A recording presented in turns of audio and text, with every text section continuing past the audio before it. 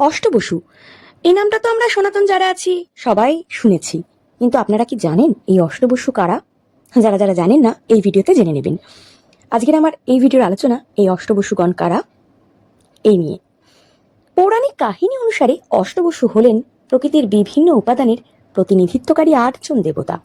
অষ্টবসুগণ দেবরাজ ইন্দ্রের সহযোগী। ব্রহ্মার পুত্র হলেন মনু, আর মনুর পুত্র প্রজাপতির 8জন পুত্র হলেন এই অষ্টবসুগণ।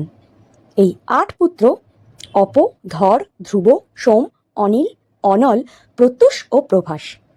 অষ্টবসুগণের মধ্যে অপ হলেন জল বা নদী, গঙ্গার সাথে সম্পর্কিত। ধর হলেন পৃথিবী বা অচল প্রকৃতির রূপ। ধ্রুব হলেন নক্ষত্র বা স্থিরের প্রতীক। সোম হলেন চন্দ্র বা অমৃতের দেবতা। অনিল হলেন বায়ু বা বাতাসের দেবতা। অনল হলেন অগ্নি বা আগুনের দেবতা। অনল। প্রত্যুষ হলেন সকালের প্রতীক এবং প্রভাস হলেন জ্যোতি বা আলোকের দেবতা। এই অষ্টবসুগণ বশিষ্ঠের শাপে মর্তলোকে মনুষ্যরূপে জন্মগ্রহণ করেছিলেন। বশিষ্ঠ মুনির আশ্রমে থাকা কামধেনু গাভী চুরি করার কারণে বসুগণ এই অভিশাপ প্রাপ্ত হয়েছিলেন। পরে বসুগণ মুনির কাছে করজোড়ে ক্ষমা প্রার্থনা করে এই অভিশাপ থেকে ফিরিয়ে নিতে বলেন।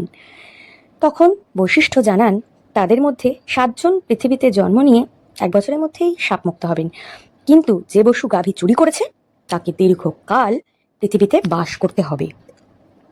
বশিষ্ঠের শাপের কারণে মহারাজ শান্তনুর পুত্ররূপে মা গঙ্গার গর্ভে অষ্টবসুর মর্তে আগমন ঘটে। এই 8 বসুর মধ্যে ভীম হলেন সেই এক বসু যাকে দীর্ঘকাল পৃথিবীতে বাস করতে হয়েছিল। ভীম ছিলেন অপ বসু বা দিব্য বসু। এটা মহাভারত মানে কাশী দাসের মহাভারত থেকে নেওয়া।